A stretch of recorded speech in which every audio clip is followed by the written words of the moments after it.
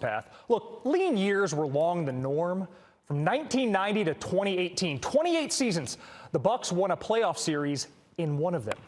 But 2026 has been worst case scenario, not just L's, but embarrassment. A franchise record 13 losses by 25 or more points. Giannis getting booed by home fans and booing back. The league investigating the team's decision to shut down the two-time MVP. Giannis iterating and reiterating trade requests. And before Tuesday's loss in Brooklyn, Milwaukee GM Windhorst defended the decision to sit Giannis, saying it, quote, has nothing to do with draft picks, has nothing to do with tanking. It has everything to do with the health of the player. And Windhorst adding another layer to what has already been a very tumultuous season in Milwaukee. Let's welcome in our NBA analyst, Kendrick Perkins. Perk, what is your reaction to the dysfunction that we've seen surrounding Giannis and the Bucks all season? I know y'all didn't believe that. Because I damn sure didn't believe a single word that John Hurst just said. He know good damn and well they were trying to tank to get draft picks. That's number one. Number two, this relationship has been run its course. It should have happened before this season. The breakup should have happened, and then it didn't happen. Then it should have happened at the trade deadline. But now when you look at this part of at the Milwaukee Bucks and Giannis, it's time for them to part ways. Giannis doesn't owe the Milwaukee Bucks anything. He has done more than enough for this franchise. On the floor, MVP, Finals MVP, Defensive Player of the Year, delivering a championship. And off the floor, he has built this city up. Talking about new arenas, restaurants, all across the board when you look at it from economics and the economy. So again, it's time for this relationship to end. I just wish that it go off on good terms and Giannis get what he deserves and the Bucks get in return some pieces so that they could build for the future. Yeah, Perk, you're talking about the Deer District, and during that title run, I mean, it looked like the Pope was in town. You couldn't see the ground from above. Shams' story on ESPN.com now calls this, quote, a nasty breakup, according to a source inside of it. And the reporting suggests Doc Rivers has had a hand in the locker room disconnect. You won a title with Doc in 2008. How would you assess his handling of this Bucks locker room? Well, number one, it shouldn't have never got to this. We shouldn't even be hearing quotes or rumors coming from Doc having certain things to say in this locker room because from the jump, we knew that this team wasn't good enough to go and compete for a title. And I understand Doc is one of the best motivators out there when it comes to making you run through a brick wall knowing that you're going to injure yourself if you do it, right? But he knows that this roster was not good enough, and Doc is a Hall of Famer. He is one of the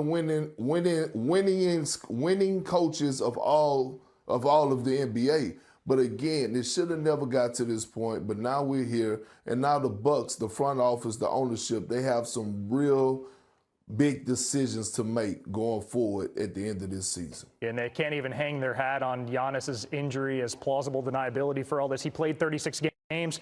Milwaukee just 17-19 with Giannis this season. Perk, we appreciate. I don't need to go down the Giannis track all over again, but just to point out what's going on right now, Giannis on the record says he wants to play. The Bucks are not playing him. There's an investigation. The union has made a statement about it saying that they think it's wrong. Mm-hmm. And then an NBA spokesman said that they did an investigation into the Giannis's complaint. And the investigation has found that the Bucks scheduled Giannis to work out in 3-on-3 scrimmages as his part of his return to play process, but he declined to participate. So we have the Bucks and Giannis in a genuine cross purposes, going to battle against one another, using third parties, the league office and the union, and absolutely in a mess with each other. This is because they're irrelevant and he hasn't played in weeks. It's kind of a little bit below the surface. Well, there's also just Giannis fatigue because this has been dragging out for Bontemps not is just opted months, out of this but conversation. And I don't blame him. I was adding up the wins. I have a solution. I have updated. Windy, can I offer a solution to the Bucks? trade him a year ago. Well, that too, but just to get him to play 3-on-3. Giannis says he really wants to play with his younger brother, Alex. He has not had that opportunity. What if the 3-on-3 competition is the Antetokounmpo Bros as one threesome against, pick out 3 other players, whatever. That way, Giannis could, it's like everything, checking all the boxes, getting closer to playing in an actual game, getting to play with his little brother Alex as well as his older brother Thanasis again. You know what? In all seriousness, they're now 2 losses back of the Bulls. They're pretty much locked into 10th in the lottery. They're not playing him though because they don't want to risk injury. Well, I understand that, but if you could trot him out there in some glorified scrimmage this week, they've been playing out the string anyway. If it really becomes a thing, they can't change their lottery position now anyway, is my point. It really at this point doesn't matter. They played 2 games with the Nets. There's got to be a window. Well, that's what I'm saying. They run him out there with the brothers, and they could play for 15 minutes and have a big old farewell ceremony. Sure. They're past the point. It remains incredible. The one thing about the Bucks that's incredible is they had the stretch after the All-Star break without Giannis, so they went 8-1. If they had just not had that stretch, they would have been right in the middle of this pack of teams in the mid lottery, and they could have really locked themselves into guareteeing themselves a high pick. And instead, they're when is the best 10. time to start a rebuild? He didn't even get a chance to play against his former team. This would have been the moment right here. It would have been. So we see the Nets picking up their 20th win on the season. They're going in one direction. We got a Lakers team really, really banged up right now. Actually, yesterday, Danny Green was sitting on the set. He's part of that broadcast team, calling some of the games. He's in the studio as well. He was concerned. He told me, hey, I'm concerned about this team being able to hold on. Clearly, that's not the case because Denver's already taken that 3 seed. But 2 top scorers, Luka we know hurt, Austin Reeves hurt, LeBron not even playing tonight against Oklahoma City. So you guys just tell me, the state of this team heading into the playoffs, this really can't be worse unless you go, hey, flashback for the King and LeBron will carry these guys. You can't depend on that. Come on, man. We're talking about a 41-year-old man. Although I wouldn't put it past him to be able to do it, but even without, even with him and not having those other guys, it just don't have as much firepower. It's a tough time for it to drop out like it has. Had some unfortunate injuries. Guys aren't able to play, and at this point, people are getting their whole teams together, getting ready for the postseason, and to have Luka, which this seems pretty bad. Doesn't seem good. Hopefully, we pray that hopefully it's not as bad as what it looks. But we just hope they can get together. We really want to see those guys in the postseason and compete. Does it make sense for this dude to come back, rush back? Rush back. Well, you can't rush back on a hamstring. No. You do not play on a hamstring. I have a story about a hamstring. Paul Gasol was playing for the Chicago Bulls back in the day, and he had a hamstring injury that kept him out for a month. And it was the playoffs, and they were about to face the Cleveland Cavaliers. And I was writing for Cleveland, the Plainville at the time. I wrote a story basically criticizing Gasol about, hey, man, you got to get out there for your team. At least time to apologize. Yeah, at least show up. I did that before I never suffered a hamstring injury before. About 2 years later, I suffered a hamstring injury. And I was like, oh, I see now.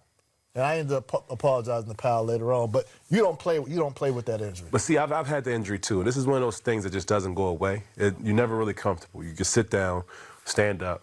You always feel the pain. Especially a hamstring is a really big muscle. So to be able to push off and be explosive and be yourself, it takes a lot of power from your hamstrings and other muscles around it. So.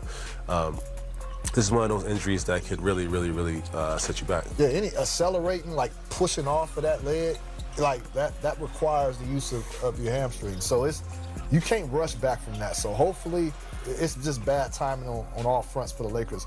But hopefully he can, he's trying to go through an expedited process. Hopefully it works. All right, so what's next for this team then? Because you're right, the postseason, we're knocking on the door. It's pretty good that they have the best 41-year-old ever to play basketball ever in the world. So, that's a good thing. Again, it's a lot to ask for LeBron James, but if anybody's capable of doing it, it's him.